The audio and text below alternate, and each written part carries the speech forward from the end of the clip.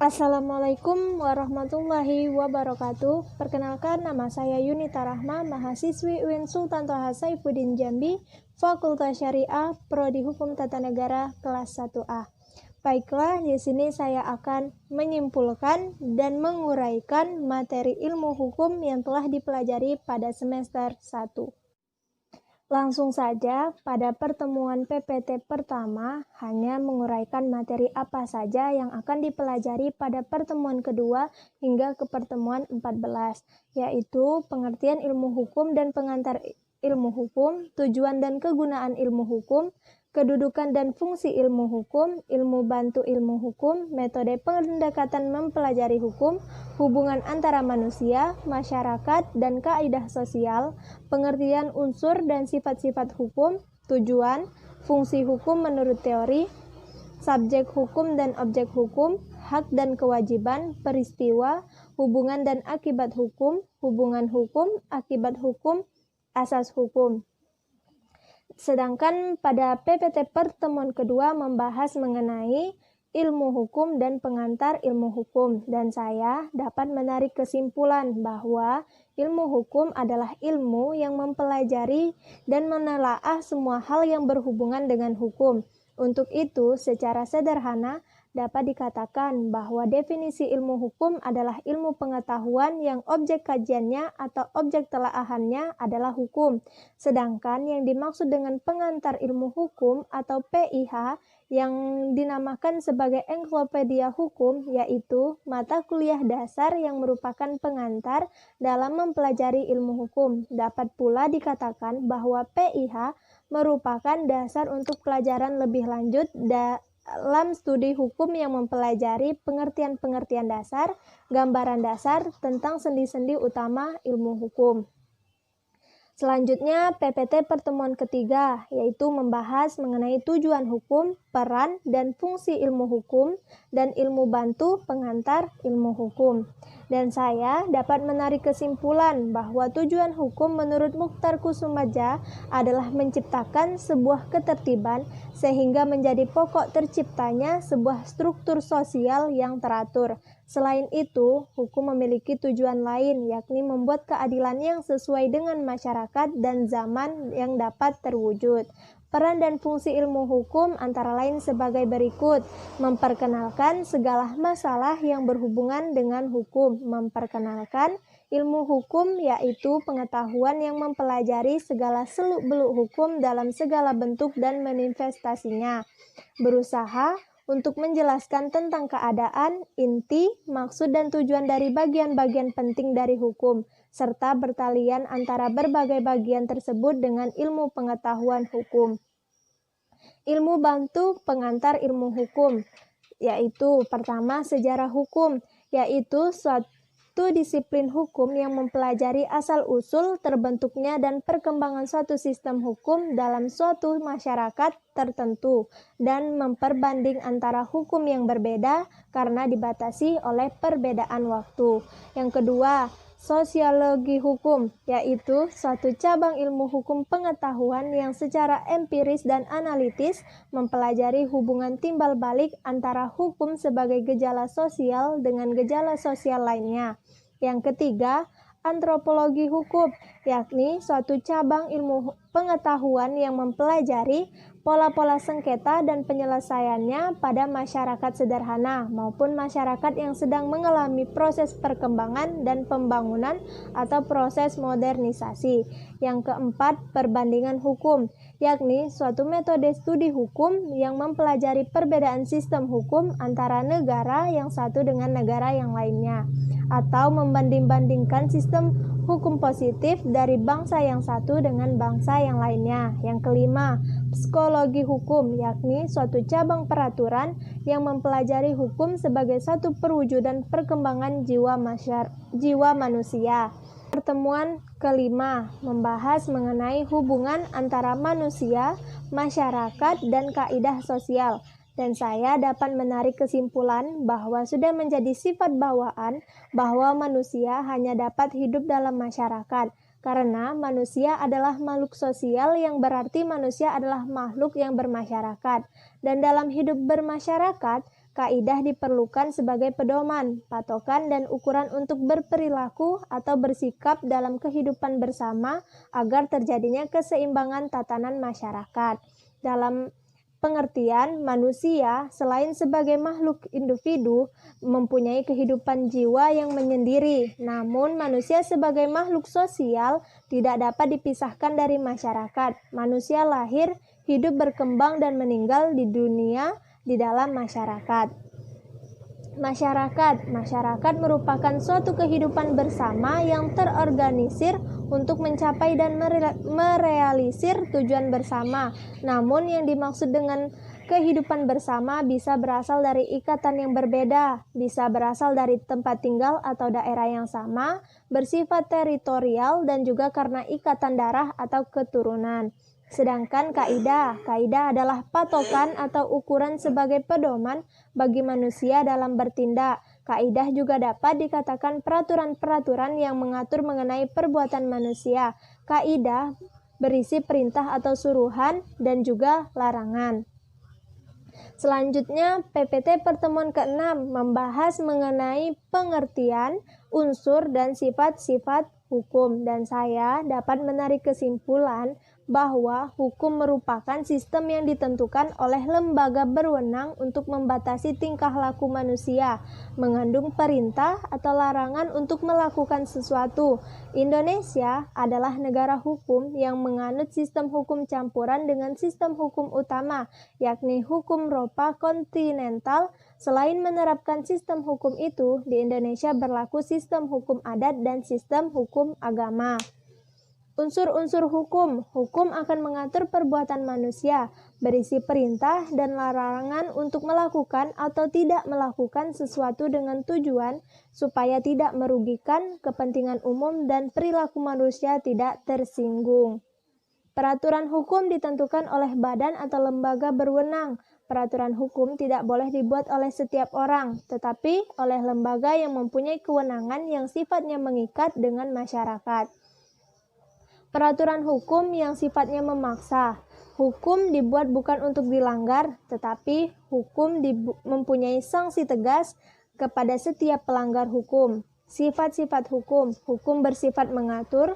Hukum menjadikan semua peraturan, baik peraturan berupa larangan ataupun perintah yang akan mengatur semua perbuatan manusia dalam kehidupan di masyarakat supaya tercipta ketertiban dan keamanan.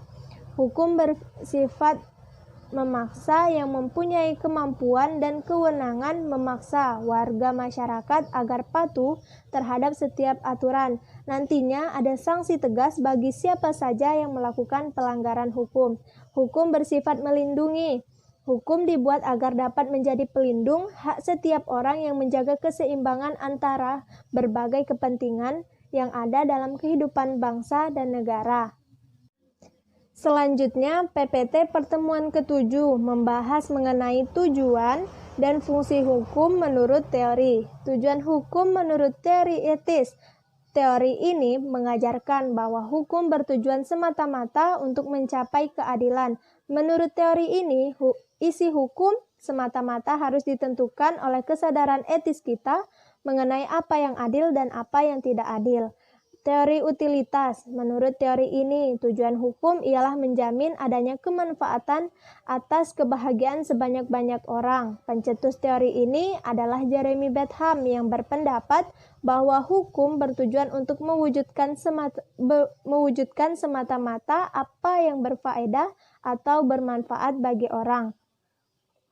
Apa yang dirumuskan oleh Bentham tidak hanya memperhatikan hal-hal yang berfaedah dan tidak mempertimbangkan hal-hal yang konkret. Sulit bagi kita untuk menerima anggapan Bentham ini sebagaimana yang telah dikemukakan di atas bahwa apa yang berfaedah itu belum tentu memenuhi nilai keadilan, atau dengan kata lain, apabila yang berfaedah telah lebih ditonjolkan, maka dia akan menggeser nilai keadilan ke samping, dan jika kepastian oleh karena hukum merupakan tujuan utama dari hukum itu, hal ini akan menggeser nilai kegunaan atau faedah dan nilai keadilan.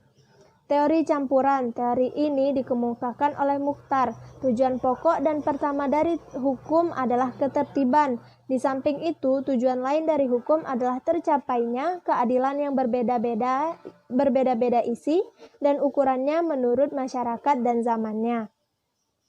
Fungsi hukum. Yang pertama, hukum berfungsi sebagai alat ketertiban dan keteraturan masyarakat.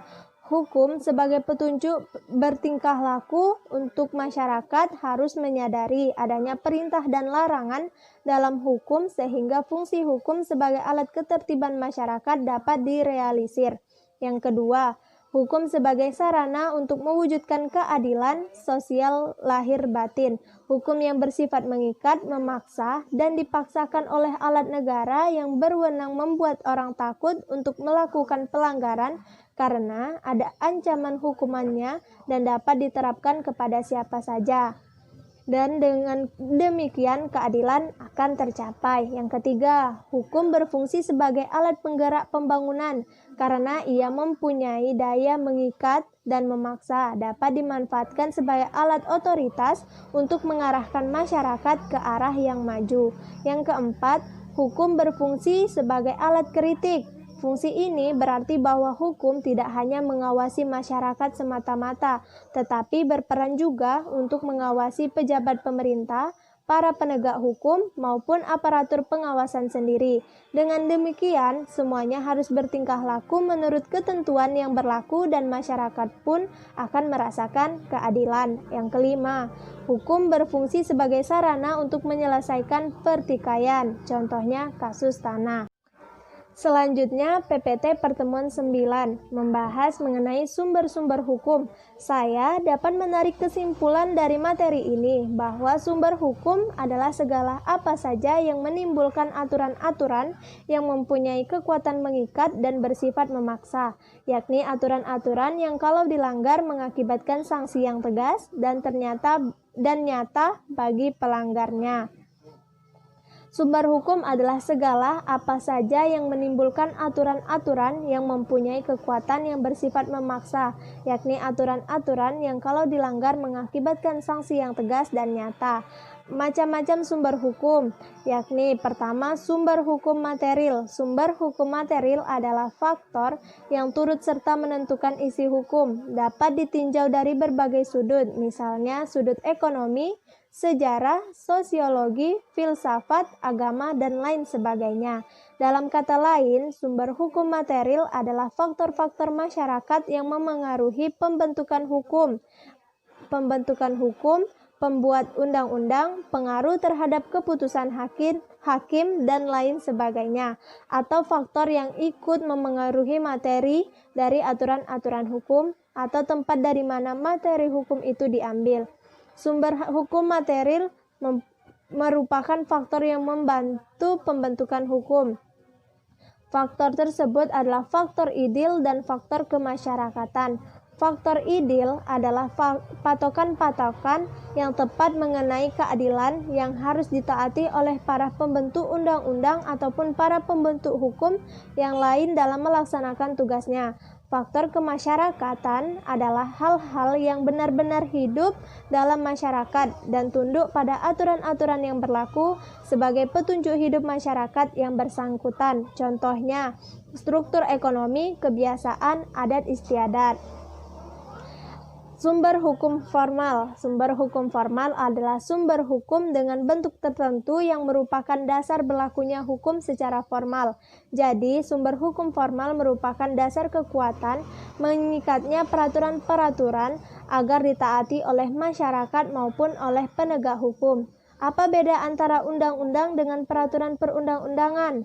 Undang-undang dibuat oleh DPR persetujuan Presiden, sedangkan perundang-undangan dibuat berdasarkan wewenang masing-masing pembuatnya, seperti PP dan lain-lain. Atau peraturan perundang-undangan adalah peraturan tertulis yang dibentuk oleh lembaga negara atau pejabat yang berwenang dan mengikat secara umum pada pasal 1 ayat 2 Undang-Undang Nomor 10 Tahun 2004.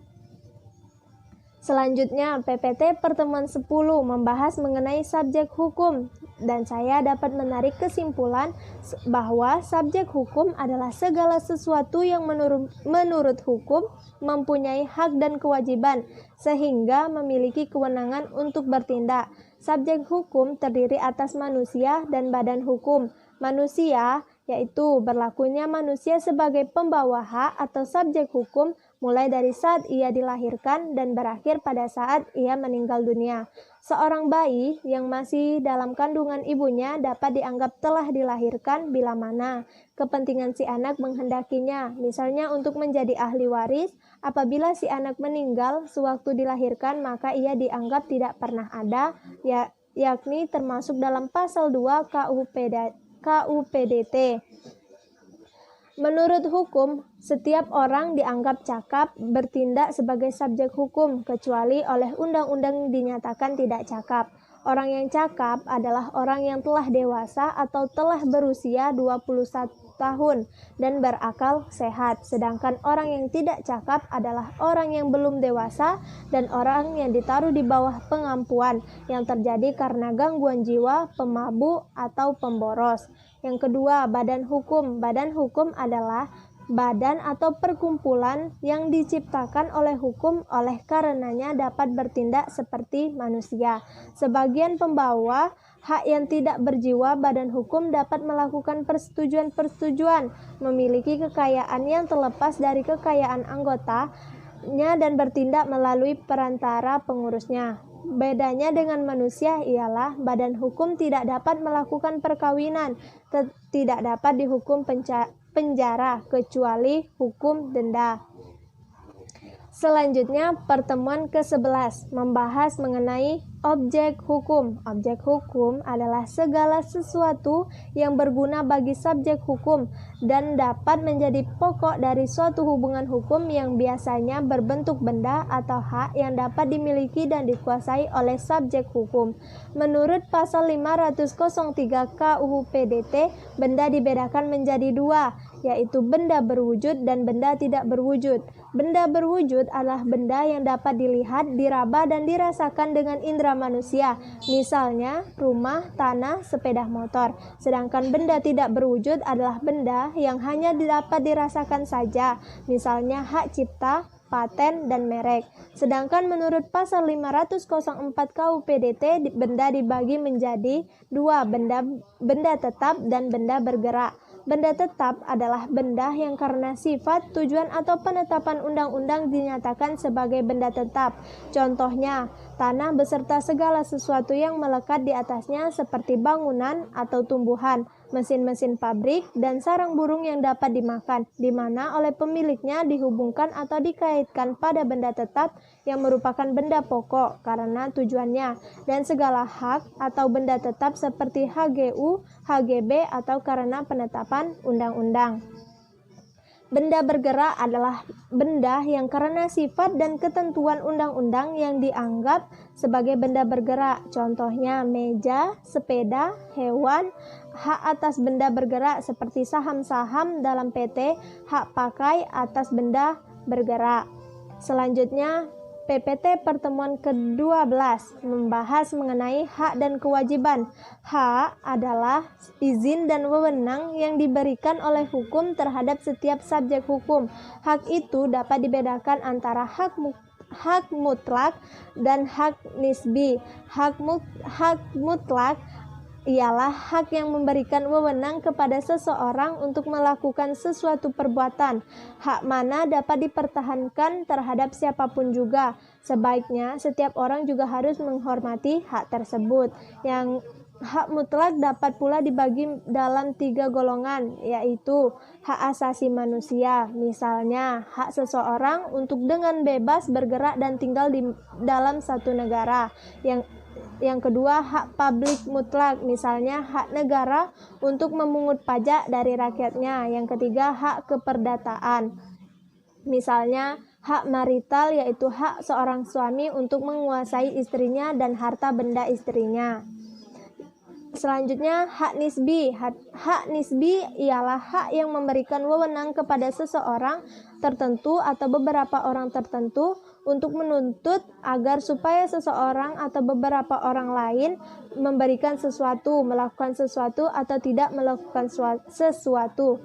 Hak nisbi sebagian besar terdapat dalam hukum perikatan yang timbul berdasarkan persetujuan-persetujuan dari pihak yang bersangkutan. Kewajiban adalah suatu beban yang ditanggung oleh seseorang yang bersifat kontraktual. Hak dan kewajiban ini timbul apabila terjadi hubungan antara dua pihak yang berdasarkan pada suatu kontrak atau perjanjian. Jadi, selama hubungan hukum yang lahir dari perjanjian itu belum berakhir, maka pada salah satu pihak ada beban kontraktual.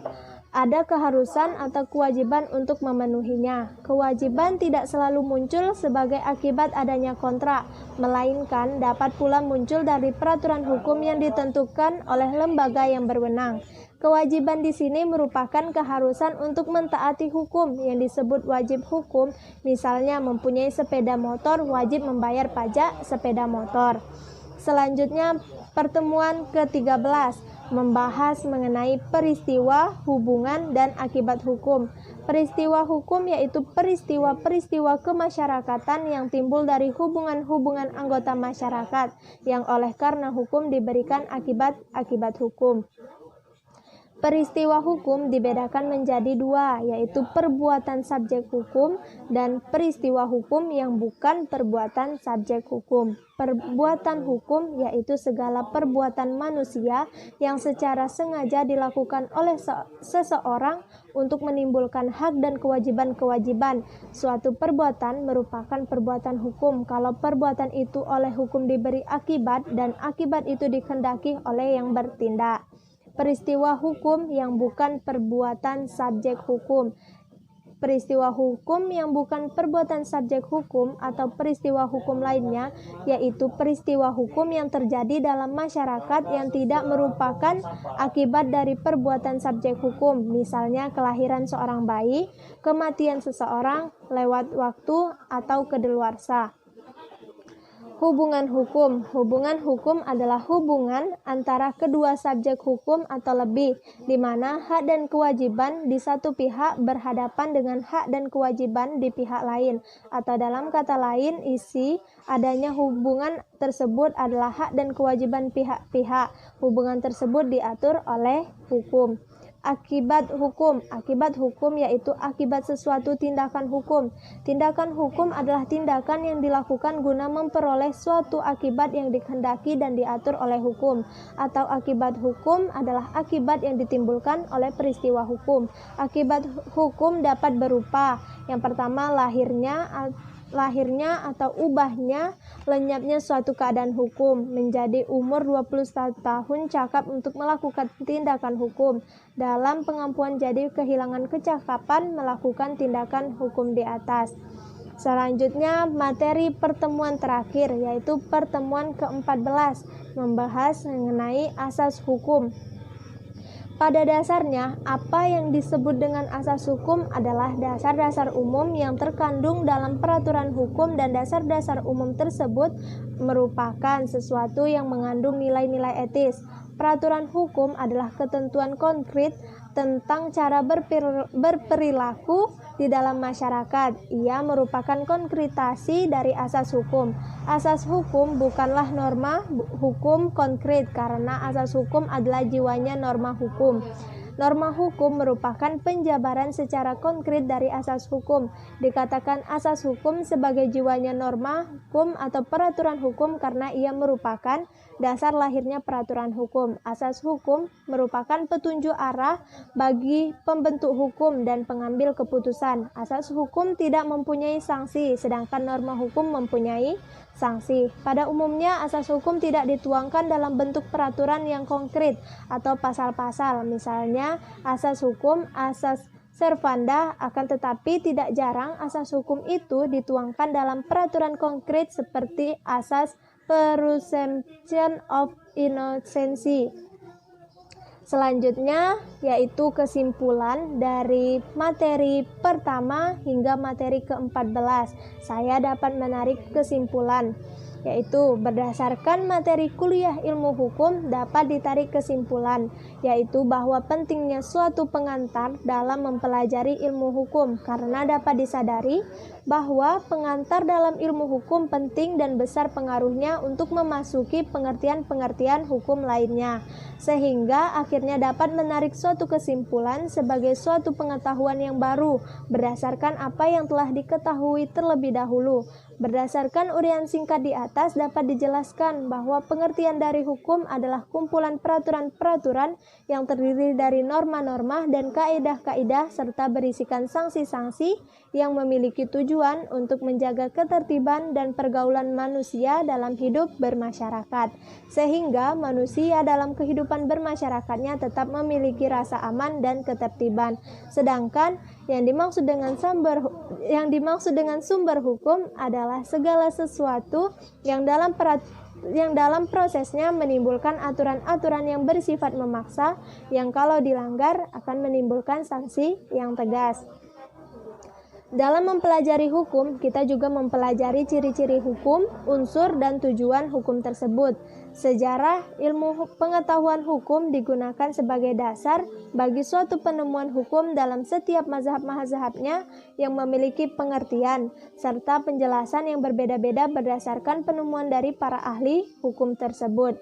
Dikatakan bahwa pelanggaran dari setiap ciri-ciri hukum tersebut memiliki sanksi-sanksi yang tegas. Maka dari itu, setiap orang dan masyarakat wajib dan harus mentaati hukum agar selalu terciptanya kehidupan yang aman dan damai.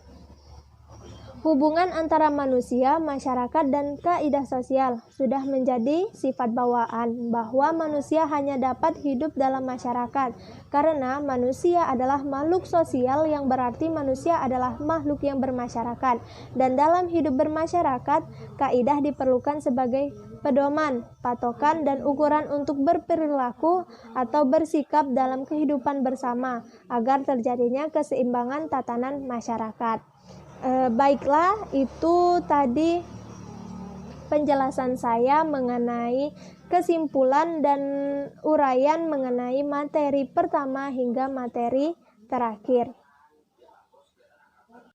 Pada proses pembelajaran di mata kuliah ilmu hukum, saya dapat memetik suatu pembelajaran yang sangat berharga dan sangat berguna yang selalu diterapkan oleh dosen pengampu mata kuliah ilmu hukum, yaitu ketika diberikan tugas harus disiplin dalam pengerjaannya dan harus bertanggung jawab atas apa yang diperbuat. Penerapan peraturan ini sangat berguna untuk di masa yang akan datang. Semisal ketika mahasiswa hukum bekerja di peradilan, maka ia harus disiplin dalam melaksanakan tugasnya dan harus bertanggung jawab terhadap apa yang diperbuat. Baiklah, hanya itu yang dapat saya sampaikan pada video ini. Saya akhiri. Wassalamualaikum warahmatullahi wabarakatuh.